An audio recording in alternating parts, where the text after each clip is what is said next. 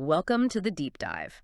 We've got a pretty substantial stack of sources in front of us today, and our mission is, well, it's pretty straightforward. It is. We're going to cut through all the noise. We want to find those few key events that didn't just make a headline for a day, but that, materially changed things. Change the direction of capital, of corporate strategy. Exactly. And state power. We're translating all this complex economic data into clear, accessible analysis. And that's the real challenge, right? Mm. Prioritizing the structure over the spectacle. And when you do that, when you step back and look at all this material together, three big forces really emerge. Okay. First, there's just this incredible, unprecedented surge in capital that's driving global consolidation. Second, you have a really high-stakes realignment of global power. Think energy and tech. Right. And third, there's this deepening economic divide at home, what we often call K-shaped growth. Okay, let's unpack that. I want to start with that first force you mentioned, the engine of capital. Yeah. Because the sources are practically screaming one thing. That finance was running red hot. Red hot. Especially when it came to companies making deals. Absolutely. Global mergers and acquisitions, M&A activity, it was just... Yeah. It was driven by these mega deals, and it reached an astronomical number, $4.5 trillion. $4.5 trillion. To put that into perspective for you, it was the second best year in history for investment bank fees. Yeah. Wall Street wasn't just busy. It was basically celebrating a financial gold rush. Okay, $4.5 trillion. That is a staggering figure. We have to ask why. I mean, what was the combination of factors that let this happen all at once? It was a perfect storm, really. Yeah. You can isolate two critical drivers here. First, capital was cheap. Okay. Interest rates were low, so money was incredibly inexpensive to borrow. That fueled everything, for private equity, for large corporations. But the second thing, and this is crucial, the regulatory environment was highly permissive. Permissive how? Well, the sources point to a specific push for deregulation, especially in the U.S. It just made things like antitrust scrutiny less immediate, less aggressive. So the path was cleared for speed and scale. If money's cheap and the regulators aren't stopping you, you merge. And you merge quickly. Precisely. And that dynamic, it prioritizes the immediate financial win of consolidation over, say, the long-term competitive health of the market. So the winners are obvious. Oh, very obvious. Investment banks, private equity firms, they captured enormous fees. Hmm. And the big corporations, they achieved scale almost overnight, often by just eliminating a rival. So if those are the clear financial winners, what do the sources tell us about the long-term costs? Who are the potential losers from all this aggressive concentration? The cost is systemic. That's the thing. When you have this much capital pouring into massive acquisitions, you can't help but accelerate the concentration of corporate power. And what does that mean for the average person? It means less competitive pressure on prices. It stifles innovation from the smaller players. Yeah. And, ultimately, it just limits consumer choice. We see the financial benefits right now, but the economic efficiency losses, that lack of friction that keeps companies honest, that'll be felt for years. That concentration of power is a really good bridge. Let's shift from that internal corporate consolidation to the external, the geopolitical side, because this is where those global power shifts start to directly hit energy and technology. A new trade map is definitely emerging, and the first major pivot you see is in energy. We're watching a fundamental reshaping of the relationship between the EU and the US. It's explicit in the sources. You see EU officials pushing hard to commit to long-term contracts for US energy, both natural gas and oil. Right. It's about securing supply, trying to stabilize those high prices. And it even includes this push for a 200 basis points, so a 2% tariff reduction on US liquefied natural gas. That tariff reduction is a huge signal. This isn't about a few cargo ships arriving today. This is about strategic lock-in. Lock-in. The EU is basically accepting a long-term foundational energy dependency on the United States. They're trying to replace those traditional and, frankly, politically difficult supply routes. It's a decision that guarantees U.S. energy producers a secure, long-term market. For the next decade, or two even. Probably. It solidifies that relationship. So the winners are the U.S. producers, and the really clear losers are the traditional suppliers. Primarily Russia. Exactly. They lose market share, and they lose a significant amount of geopolitical leverage over Europe. So while the EU is getting closer to the US on energy, it seems to be doing the exact opposite on the digital front. It's a fascinating counterpoint, isn't it? The regulatory battle for big tech. The sources highlight this warning from the EU to the US, basically saying, don't try to block our global rules for tech and AI. What's really going on there? What's significant is the EU is positioning itself as the global regulator. They are effectively writing the digital green book. They're setting these incredibly stringent standards for data, privacy, algorithms. The Brussels effect? That's it. And by doing that, they're forcing these massive U.S. tech firms to either comply or risk huge penalties, or even risk being excluded from the entire European market. Which is a powerful demonstration of state power, but without any military force. It's just regulatory, muscle-defining global commerce. It is. They're leveraging their huge unified market to project that legal influence globally.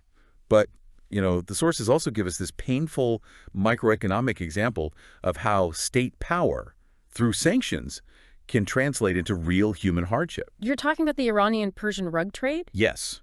The reinstatement of U.S. sanctions back in 2010. It just dramatically severed Iran's access to global markets for these incredible traditional crafts. The numbers are they're horrifying. What are we talking about? The Iranian carpet industry's exports dropped by an estimated 80 to 90%. 80 to 90%. That's not a slowdown. That's an entire industry collapsing. So what happens to the supply chain when something like that happens? That's where the value shifts. The global demand for these high-quality rugs, it didn't just disappear, but the legitimate supply chain was cut. So this created a massive arbitrage opportunity. For who? For middlemen in nearby countries like Turkey and Dubai. They could buy these rugs for pennies on the dollar from desperate producers in Iran, the weavers, the artisans who'd lost their market, and then turn around and sell them globally for a huge markup. So the sanctions didn't just stop the trade. They impoverished the primary producers, the actual artisans, while making the middlemen rich. Precisely. They just captured the value that the artisans used to earn. A political decision made thousands of miles away becomes an existential crisis for a piece of cultural heritage. It connects high-level geopolitics directly to local personal economics. It's a stark connection. Let's pivot from that to another kind of divergence, but this one's domestic. The American K-shaped economy. This phenomenon is so important because it explains why national economic data can look so good, while huge parts of the country feel like they're in a deep recession. And the sources have a perfect, almost too perfect geographical example of this. They do. They contrast two towns in Connecticut, Greenwich and Bridgeport. Which are right next to each other, but economically, they're worlds apart. Greenwich is the upward slope of that K. Right. A booming luxury market. Yeah. Sales are surging for high-end jewelry, for niche services like, specialized dog grooming. It's all high-end discretionary spending. They are thriving. And then there's Bridgeport, the downward slope. And there you see acute financial strain. Residents are dealing with rising food insecurity. They're relying more and more on food pantries. They're falling behind on utility bills. It's a struggle for basic needs. Now, the sources link this split directly to changes in tax policy. This isn't just a random downturn. It's structural. Can you explain that mechanism? How does tax policy create this kind of local divide? Sure. The analysis suggests that broad tax relief disproportionately helped corporations and the wealthy. That's the top of the K. Okay. And while that definitely spurred national GDP growth and it fueled investment in places like Greenwich, it had these negative ripple effects on local finances. When you re-engineer tax revenues to favor capital owners, the burden often shifts downstream. To local government. To local governments, exactly. Especially in lower income areas. Their budgets get strained, they can't fund social safety nets as well, and they become more reliant on things like local property taxes, which they can't always collect. So the economic benefit gets concentrated at the very top, while the burden of dealing with the fallout rising poverty-strained services is downloaded onto the communities that are already struggling the most. Correct. It means the national recovery isn't a rising tide lifting all boats. It's a selective surge that leaves entire communities behind. Okay, let's move on to how corporations themselves are being held accountable. There are two really critical stories here. One about supply chain integrity, and the other about just intense retail competition. Let's start with the threat to brand reputation, the Made in Italy scandal. This is a massive, massive red flag for every global luxury brand. What happened was Milan prosecutors uncovered alleged labor abuses deep in the fashion supply chain. Involving some big names. Very big names. Subcontractors that were supplying brands like Giorgio Armani were allegedly using workers without proper contracts, paying them well below minimum wage and housing them in really dangerous conditions. Now, we understand the ethical problems there, but for our listener, what is the core financial or corporate insight to take away from this?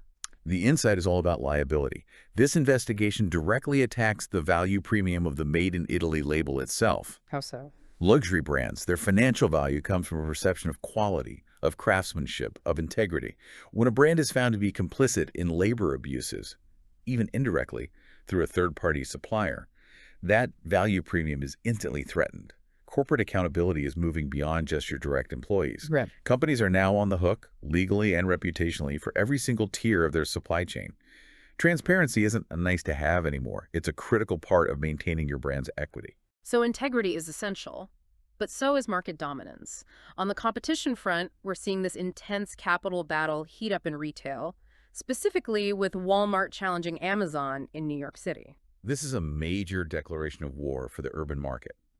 Walmart is aggressively, and I mean aggressively, building out its online delivery footprint in these super dense NYC boroughs: Queens, Brooklyn, Staten Island. And they're using these dark stores. Yeah, these specialized facilities that are closed to the public, they function purely as high-speed online fulfillment centers. So they're willing to spend a ton of capital just to capture this really lucrative urban delivery market, which has historically been Amazon's turf, or maybe some local players. Exactly. Walmart is bringing its immense supply chain expertise and its deep pockets to focus on one thing: Yeah. speed and density. And that move, it puts intense pressure on the whole sector. It forces Amazon, it forces players like Whole Foods or Fresh to ramp up their own logistics investment just to keep pace. In the most difficult and most profitable urban market in the country. That's it. So if we put all these pieces together, what does it all mean? The sources give us some specific signals from the markets, right? About volatility and long-term strategy. First, this idea of political risk being integrated into daily trading. It's fully priced in now. I mean, the market is hypersensitive to political news. We saw sharp, immediate reactions, spikes and drops in the DOW in specific stocks like Apple right after a political announcement. Even a social media post. Even a social media post. Yeah. It confirms that political risk isn't some slow-moving, long-term thing anymore. It's a key driver of instantaneous daily financial volatility. And on the strategic front, big corporations are making moves that telegraph their future direction. Look at BP. BP is a textbook case of capital restructuring for the energy transition. They're divesting a huge chunk of their Castrol Lubricants division, a stake sale valued up to $10 billion. And this isn't a fire sale. It's not out of desperation. Not at all. It's entirely strategic. The move is explicitly designed to raise capital to fund their energy transition goals. They're shifting investment away from legacy fossil fuel businesses and towards renewables. When a company like that restructures $10 billion of assets, it's a clear signal. It's the clearest signal you can get of long-term strategic direction. And finally, we see this continued intense scrutiny on professional oversight. Yes, the focus on compliance is not going away. EY faced significant regulatory heat and a pretty substantial fine for failing to adequately audit a client's accounts. And this isn't a new trend. No, it just reinforces the intense pressure on all the Big Four accounting firms. It's a confirmation that regulators will use major financial penalties for any lapses in oversight. It makes compliance failure prohibitively expensive. So if we try to synthesize all these threads, what we're seeing is a world where finance, driven by all this cheap capital, is trying to solve every corporate problem through consolidation and strategic pivots. Right, whether that's a huge M&A deal or Walmart's battle for New York City. But that flood of capital keeps hitting friction. It meets friction everywhere. It hits geopolitical friction. You see it in the EU's power grab on tech regulation or the US's use of sanctions. And it hits societal friction, like that domestic K-shaped crisis, which shows the economic benefits are just so unevenly distributed. The capital flows freely, but the rules are tightening. That's the core tension. Capital wants to move without limits, but the rules governing trade, ethics, and society are getting stricter. Which brings us to our final thought for you to consider. The sources show us a world where financial success is measured by speed and by scale. But achieving that speed and scale requires these increasingly complex and often ethically fraught supply chains. We saw it perfectly with the Made in Italy labor scandal and with the collapse of the Iranian rug industry. So while capital flows freely across borders for deals and for strategy, state power, whether it's the EU's regulatory muscle or American sanctions, is fundamentally reshaping who gets to participate, who profits, and who is ultimately forced to pay the price. And you should consider this, the ultimate tension defining our economic era might be this conflict between the irresistible force of fast capital and the immovable demand for integrity and for equitable growth. And that tension, well, that's going to continue to define markets and policy for a long time to come.